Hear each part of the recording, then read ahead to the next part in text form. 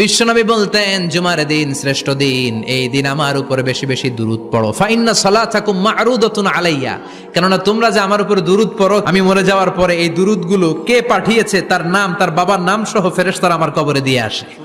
সাহাবারা বললেন, ইয়া রাসূলুল্লাহ কাইফা সালাতুনা মা'রুদাতুন আলাইক, আপনি মরে যাওয়ার পরে আমাদের দুরূদ কেমন করে আপনি দেখবেন? ওয়াকাদ আরিমতা, আপনি তো পচে গলে মাটির সাথে মিশে যাবেন। বিশ্বনবী বলেন, ইন্নাল্লাহা হাররামা আলাল আরদি আন তাকুলা আজসাদাল আম্বিয়া, নবীদের লাশকে খেয়ে ফেলা, নবীদের লাশকে পচিয়ে ফেলা জমিনের সব মাটির জন্য আল্লাহ হারাম করে দিয়েছে। নবীদের লাশ পচে না, নবীদের লাশ গলে না।